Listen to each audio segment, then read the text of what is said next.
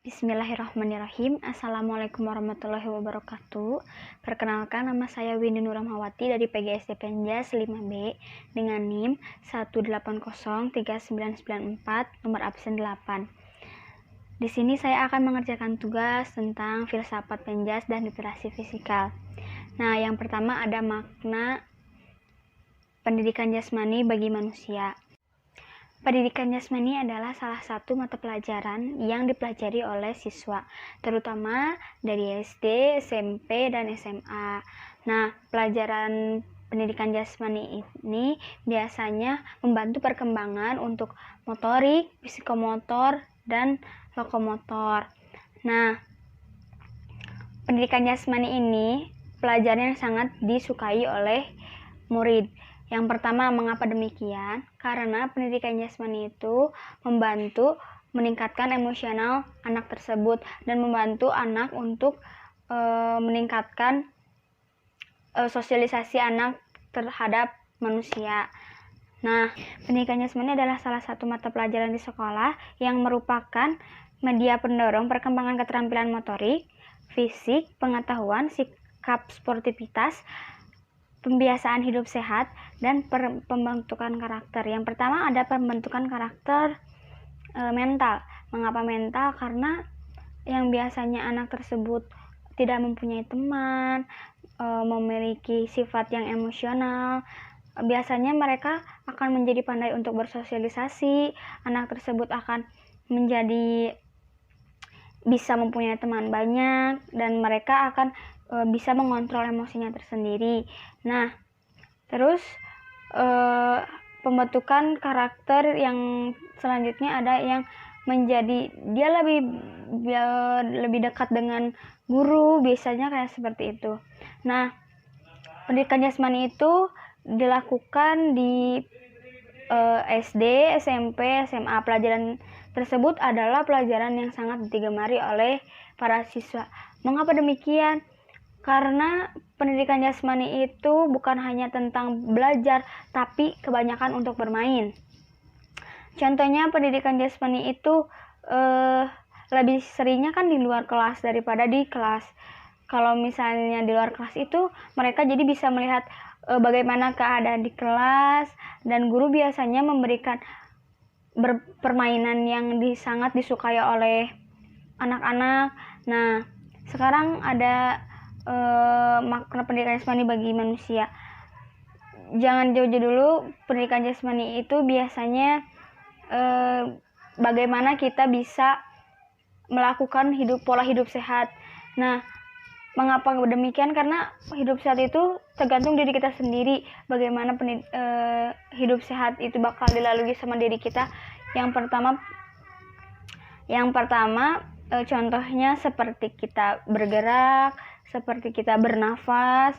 Nah, bergeraknya kayak contohnya bergerak berjalan, berlari, yang seperti itu kan dilakukannya itu setiap hari. Dan itu kayak kalau misalnya yang kita melakukan olahraga tapi dengan keadaan setiap hari gitu kan. Nah, setiap harinya itu kayak kita misalnya berkebun, bisa juga kita mengepel rumah, mencuci piring, seperti itu kan bisa. Jadi itu sudah termasuk bergerak. Nah, adapun juga kalau misalnya yang bergerak itu melakukan olahraga seperti fitness, seperti olahraga jogging, seperti atlet yang seperti itu kan memerlukan proses bagaimana dia untuk latihan. Kalau misalnya atlet itu kan ada jadwalnya tersendiri. Jadwalnya misalnya dari Senin sampai Jumat itu dia latihan setiap pagi, seperti itu. Tapi kalau misalnya kita bergeraknya dengan aktivitas seperti di rumah, itu kan dilakukan setiap hari dan itu menjadi diri kita untuk menjadi sehat. Nah, maknanya. Nah, pendidikan jasmani juga bukan untuk di sekolah saja ya. Pendidikan jasmani juga bisa bermanfaat untuk bagi masyarakat. Yang pertama, biasanya di kampung-kampung itu biasanya diadakan seperti poli lapang, bisa badminton, ataupun permainan yang seperti 17 Agustus itu kan olahraga kan ya.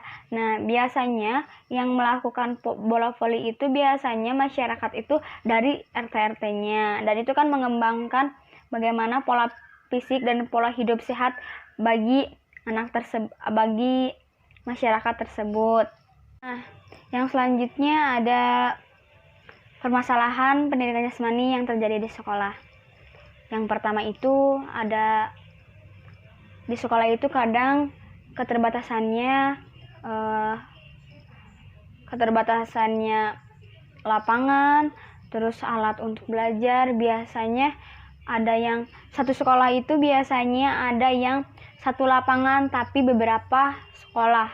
Nah, itu kan bingung kan bagaimana kita bisa membagi bagaimana olahraganya, sedangkan anak-anak itu dari misalnya contoh dari kelas 1 SD sampai kelas 6 SD itu pasti selalu ada mata pelajaran. Jadi setiap hari itu ada pelajaran olahraga kan. Dari kelas 1 sampai kelas 6 itu. Nah, yang disayangkan itu lapangan dan peralatan sekolahnya. Nah, dana dari pemerintah itu uangnya dikemanain gitu kan. Kalau misalnya untuk buku tersebut ya kan anak-anak kebanyakannya mereka di lapangan bukan di kelas seperti itu. Nah, selanjutnya pengetahuan bagi guru ya. Kenapa pengetahuan bagi guru? Karena biasanya guru tersebut jarang untuk membaca buku. Mengapa demikian? Karena kan mereka ya udah mending kita olahraga ini. Yang penting kita sekarang belajarnya ini seperti itu.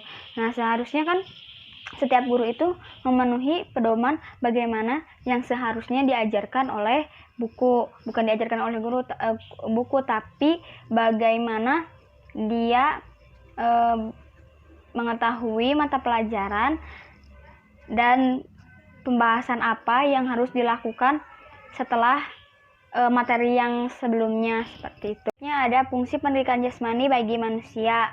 Nah, yang pertama ada pembentukan tubuh.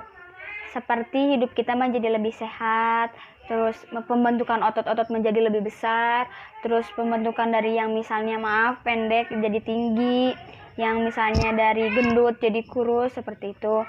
Nah, yang kedua itu ada pembentukan prestasi. Pembentukan prestasi ini biasanya dilakukan di sekolah-sekolah. Nah, apabila ada anak yang menonjol dengan kemampuan dari olahraganya seperti misalnya voli, misalnya bulu tangkis. Nah, anak tersebut biasanya langsung diarahkan oleh guru kepada pelajaran bukan pelajaran tapi lebih difokuskan untuk dia berlatih misalnya bulu tangkis. Nah, setelah itu nanti anak tersebut diberi akses untuk misalnya mengejar prestasinya seperti itu. Nah, yang ketiga ini ada pembentukan sosial. Mengapa pembentukan sosial? Jadi manusia itu dituntut untuk selalu berkomunikasi dengan manusia, dan manusia itu tidak akan pernah hidup sendiri. Nah, jadi kalau misalnya olahraga ini pendidikan jasmani ini selalu berkaitan dengan olahraga kan. Nah, jadi kalau misalnya ada kegiatan-kegiatan di kampungnya selalu menonjolkan mana yang bisa terlebih dahulu, dan setelah itu mereka akan melakukan kegiatan-kegiatan yang berhubungan dengan olahraga. Selanjutnya ada landasan pendidikan jasmani. Nah, biasanya menekankan pada proses pembelajaran yang pada proses gerak manusia. Nah, biasanya landasan tersebut ada perkembangan untuk aktivitas jasmani yang seperti aktivitas jasmani kognitif, psikomotor, terus lokomotor seperti itu. Nah, pendidikan jasmani juga itu penting bagi perkembangan sosial anak tersebut. Mengapa demikian? Karena anak tersebut yang biasanya pendiam, biasanya tidak mau bersosialisasi, biasanya anak tersebut ingin mengenal bagaimana dunia baru di luar. Nah, bisa dalam melakukan dari pendidikan jasmani seperti itu. Demikian materi dari saya. Mohon maaf bila banyak kesalahan. Wabillahi taufiq wal hidayah. Wassalamualaikum warahmatullahi wabarakatuh.